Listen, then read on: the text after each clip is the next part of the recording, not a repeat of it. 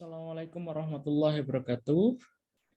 Pada kesempatan kali ini, saya akan membuat pembahasan untuk soal program khusus bagian kedua untuk nomor 21 sampai dengan 40. Mohon diperhatikan dengan baik.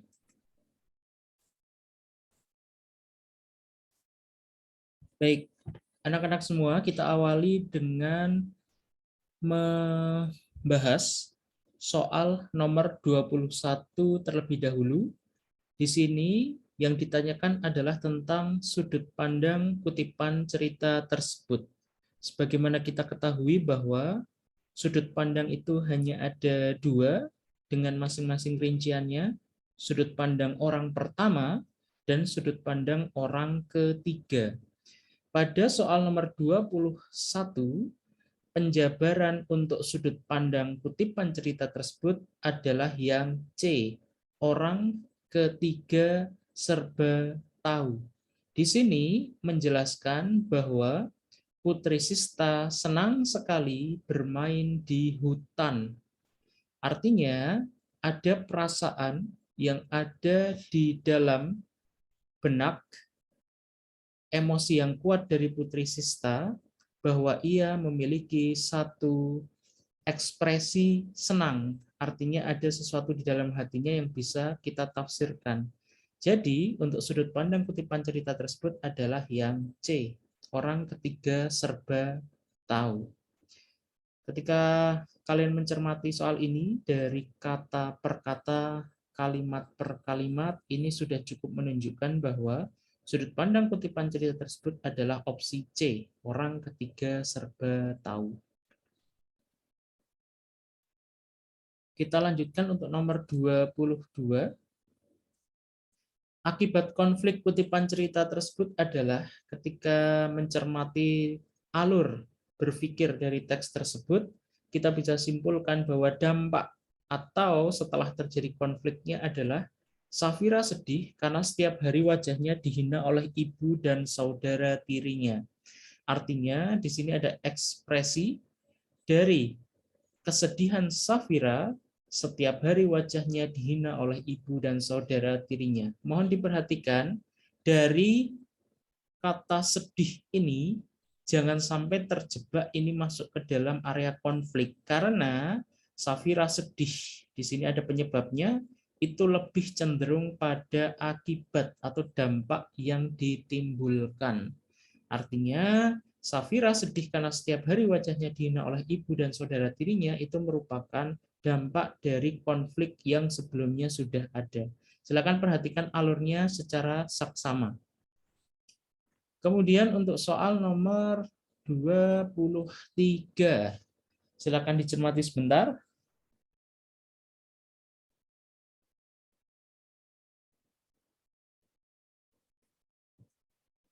Baik, kaidahnya sederhana, ketika ada dua teks, teks pertama kalian belum menemukan, boleh sekali untuk beranjak dulu ke teks yang kedua.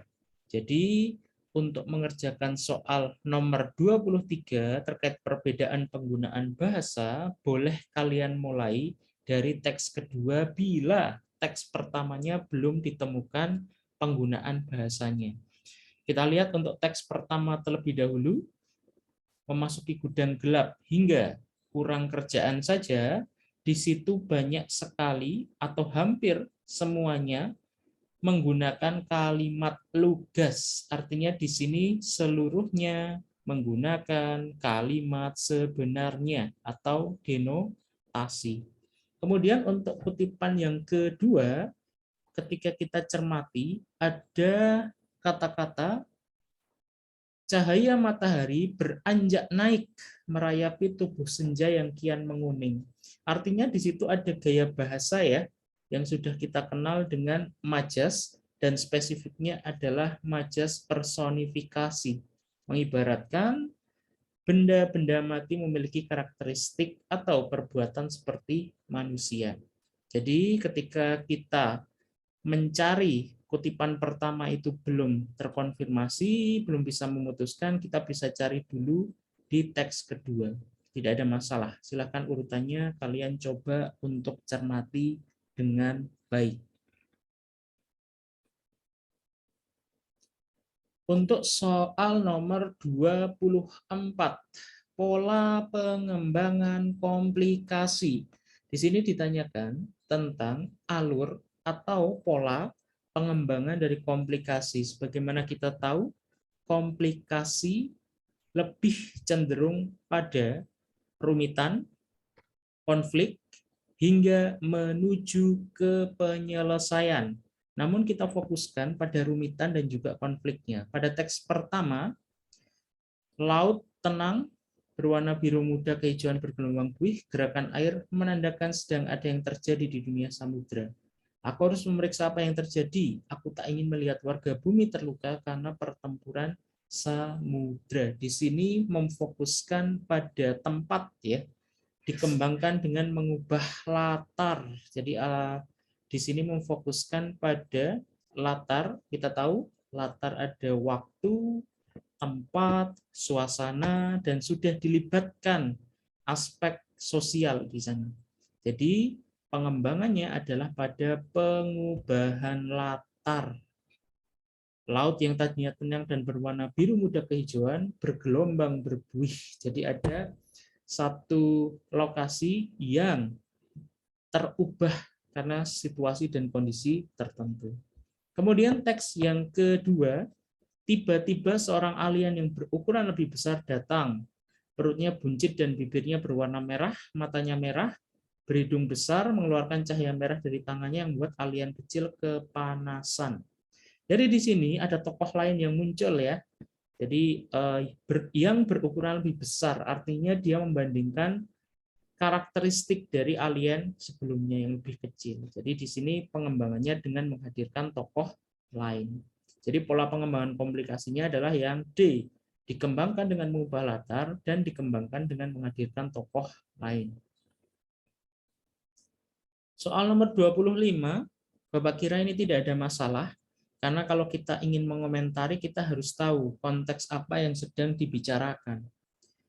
Jadi komentar yang tepat sesuai isi cerita, silahkan dicermati.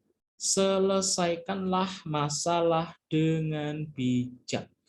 Jadi di sini ada alur yang harus kita berikan satu komentar, harus kita berikan satu pendapat tentang penyelesaian masalah dengan bijak. Soal nomor 26, di situ sudah cukup mudah sebenarnya ya. Generatif dan terabrasi itu dicetak tebal dan harus diganti. Artinya, perbaikan penggunaan istilah pada teks tersebut harus diganti karena tidak sesuai. Di antara perakaran generatif, artinya dari opsi A, B, C, dan D, kita sudah tahu bahwa generatif bukanlah kata atau istilah yang tepat, dari mana tanah halus yang dihanyutkan aliran sungai dan pasir yang terbawa arus laut akan diendapkan di antara perakaran. Ini harusnya masuknya ke vegetatif ya, vegetatif hutan bakau. Namun ketika melihat struktur kalimatnya, kita harus pahami bahwa generatif atau vegetatif itu artinya bersifat. Jadi ketika dalam konteks kalimat ini lebih tepat menggunakan istilah vegetasi. Jadi ketika kita melihat struktur kalimatnya bukan bersifat, karena di sini ada penyerta. Penyertanya apa? Hutan bakau. Di antara perakaran vegetasi hutan bakau. Dengan demikian, lumpur lambat laun akan semakin banyak, artinya dia berkumpul ya, terakumulasi dan semakin cepat. Terakumulasi semakin banyak dan semakin cepat. Untuk perbaikan penggunaan istilah yang tepat adalah opsi A.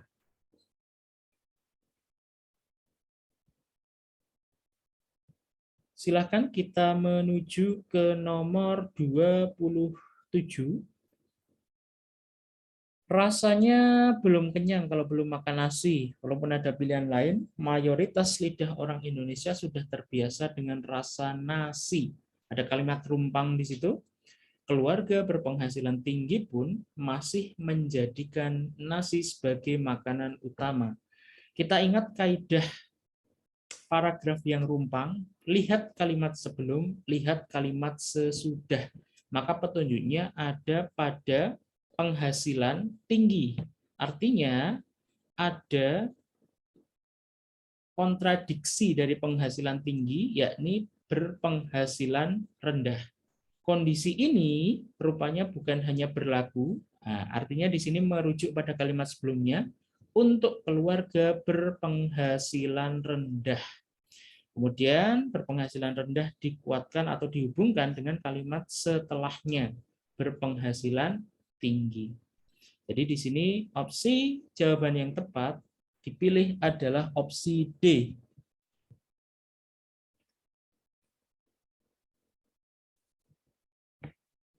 Baik, untuk soal nomor 28, kita cari, kita tentukan terlebih dahulu kalimat pertamanya, 1 atau 3, untuk memudahkan kita dalam menjawab urutan teks prosedur yang ditampilkan pada soal ini.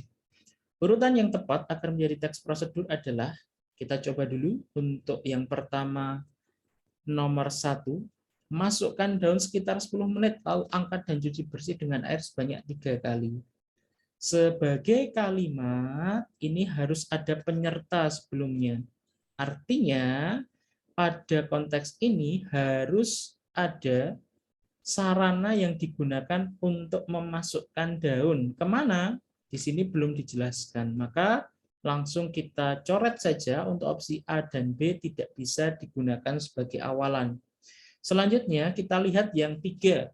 Didihkan air lalu campur dengan asam sitrat atau garam, bila ingin berwarna masukkan pewarna makanan. Ini bisa digunakan untuk mengawali. Setelah itu kita cari, masukkan daun sekitar 10 menit, lalu angkat dan cuci bersih dengan air sebanyak 3 kali, karena opsi C dan juga opsi D sama untuk urutan keduanya. Jadi 3 kemudian 1. Boleh kita cek satu-satu. Selanjutnya apakah 2, setelah setengah kering dan disetrika, lalu setelah bersih diangin-anginkan, buatlah kotak, jadilah kotak berhiaskan daun kering. Apakah sesuai? Dan mana yang paling sesuai antara C dan D?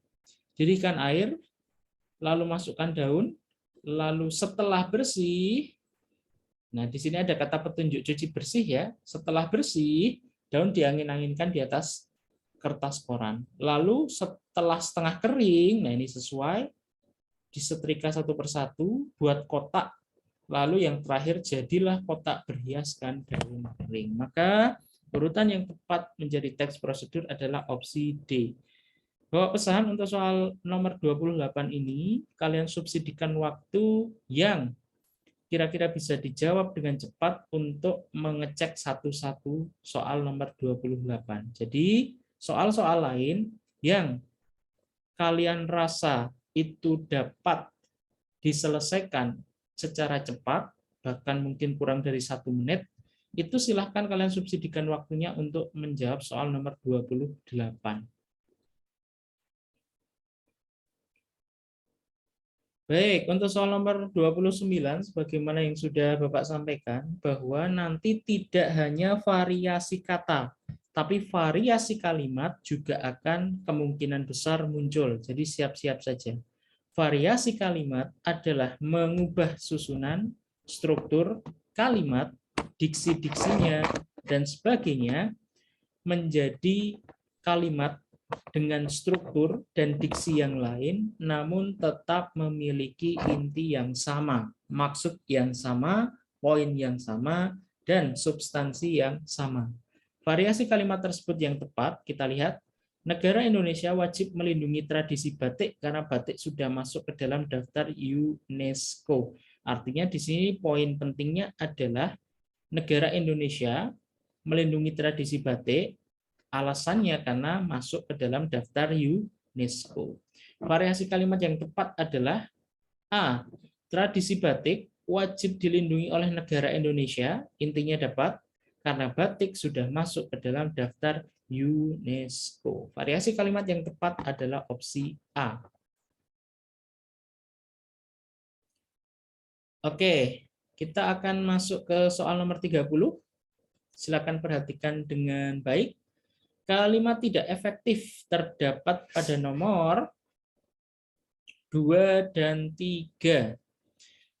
Kita pahami bahwa kalimat efektif atau tidak efektif memiliki beberapa kaidah. Pertama, bukan merupakan pemborosan kata. Yang kedua, secara struktur jelas apakah ia aktif ataupun pasif. Yang ketiga, ada penggunaan kata baku dan tidak baku. Jadi kita tinggal klasifikasikan di antara kalimat efektif dan tidak efektif lain, manakah yang memenuhi unsur itu.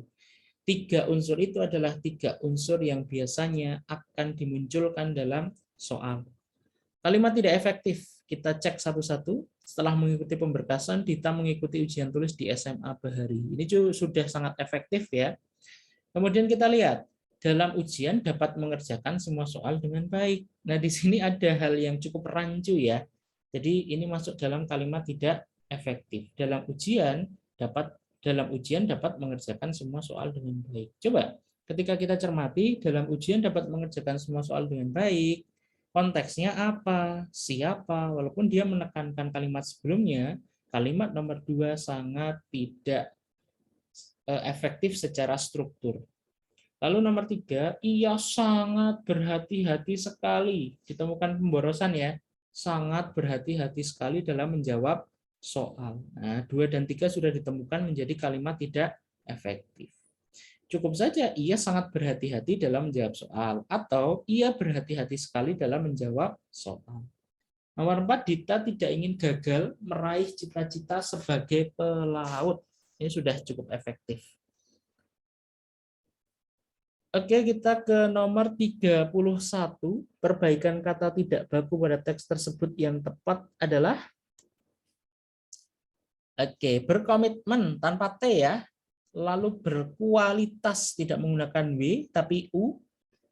Lalu berkarir, tulisan karir menjadi berkarier.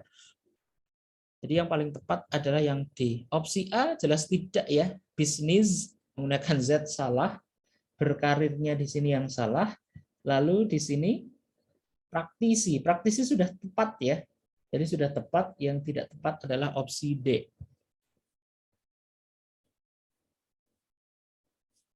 (32) tinggal kita sesuaikan saja. Di telaga ini kita dapat menikmati hamparan air telaga yang jernih dan merasakan segarnya udara khas pegunungan. Selain itu kita dapat menyusuri telaga dengan naik perahu yang disewakan warga. Kalau ini boleh untuk kalian coba satu-satu mana yang paling tepat, mana yang paling sesuai. Karena bahasa-bahasa tulisan itu bisa kita lisankan untuk menyesuaikan bagaimana apakah kata perimbuhan ini tepat atau tidak. Kita beranjak ke nomor 33. Mereka datang berduyun-duyun untuk melihat lokasi wisata yang berada ke sebelah selatan Candi Prambanan. Ini tidak tepat karena ke itu menuju ke tujuan, maka tidak tepat. Harusnya diganti dengan di. Ya, kata depan yang tepat adalah di karena ia merujuk ke tempat bukan tujuan. Nomor 34, perbaikan kalimat 3 agar menjadi paragraf yang padu adalah, oke, kita lihat kalimat pertama, aktivitas mulai menggeliat, hal ini ditandai dengan adanya berbagai perubahan. Nah, lihat kalimat sebelum. Perubahan tersebut meliputi tujuan wisata, kegiatan, pedoman keselamatan. Harapannya pelaku industri wisata dapat menerapkan regulasi yang telah ditetapkan. Artinya perbaikan kalimat 3 menjadi paragraf padu adalah opsi B yang paling tepat. Baik, untuk nomor 35 diubah saja ya nama sekolahnya ya sesuai dengan instansi kita.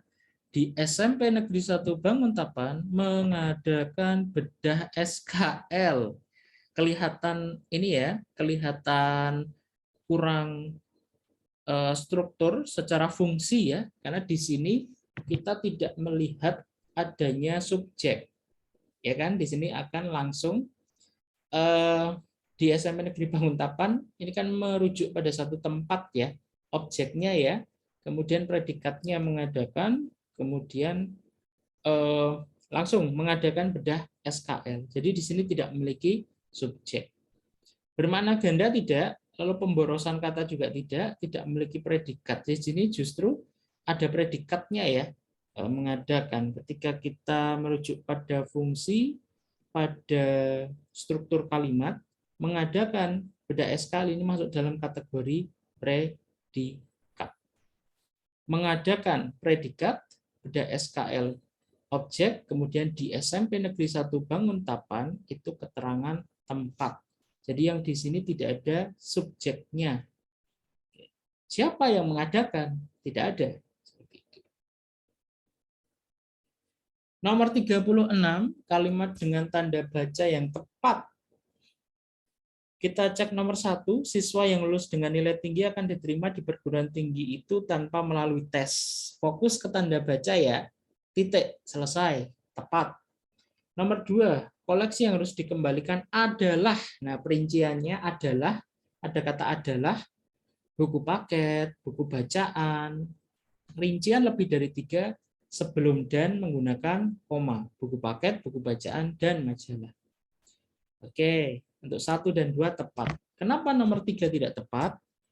Jadi Manda sudah dianggap menyelesaikan urusan perpustakaan. Di sini harus ada tanda koma. Bisa dipahami ya? Nomor 4, agar memperoleh surat keterangan, ada koma lagi ya, Manda mengembalikan semua pinjaman perpustakaan. Jadi nomor 3 dan 4 itu belum tepat.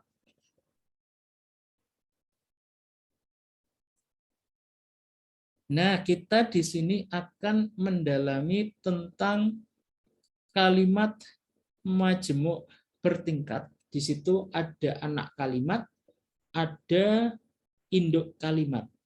Penggunaan tanda baca koma pada kalimat tersebut salah karena tanda baca koma tidak digunakan jika induk kalimat mendahului anak kalimat. Ya, meskipun saat ini pembelajaran masih dilaksanakan secara online, Arjun tetap belajar penuh semangat. Kalau misalkan induk kalimat mendahului anak kalimat, tanda baca koma tidak digunakan. Arjun tetap belajar penuh semangat.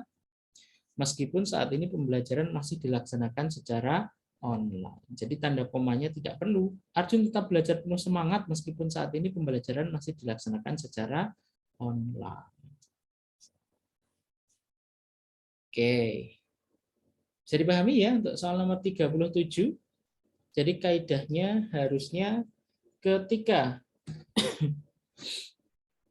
induk kalimat mendahului anak kalimat, tanda koma tidak digunakan. Kalau misalkan begini, baru digunakan. Meskipun saat ini pembelajaran masih dilaksanakan secara online, Arjun tetap belajar penuh semangat.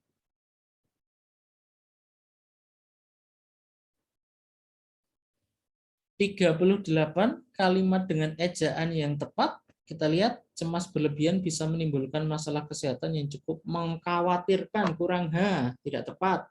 A dan B coret. Dalam buku-buku yang membahas soal kesehatan, disebutkan rasa cemas berlebihan bisa menyebabkan seseorang mengalami sakit kepala berat, leher kaku, napas tersengal-sengal, bahkan pingsan. Tepat ya? Kalau sudah parah, rasa cemas yang berlebihan ini bisa berubah menjadi depresi. Depresi kurang tepat ya, harusnya depresi, menggunakan E, bukan I. Lalu yang terakhir, orang yang sudah mengalami hal tersebut harus dibawa ke, bisa ya, rumah sakit terdekat. Jawabannya adalah yang C. Kemudian untuk soal nomor 39, orang yang hidup di masa prasejarah belum mengenal tulisan, tidak tepat karena terpisah di situ. Harusnya terikat ya, prasejarah harus ditulis serangkai dengan kata yang mengikutinya, maka ia harus nyambung, tidak ada spasinya, prasejarah. Karena merupakan bentuk terikat. Masih ingat ya, pra, pasca, dan sebagainya, kaidahnya seperti itu. Nomor 40, selain nanti akan muncul tabel seperti ini, bisa jadi nanti akan muncul grafik, bisa jadi muncul infografis. Pokoknya ketika nanti kalian menemukan gambar semacam ini, tolong untuk betul-betul detail dari aspek pemahaman dari masing-masing rincian, dan bahkan apabila nanti ada hitung-hitungan sederhana, tolong dihitung dengan baik.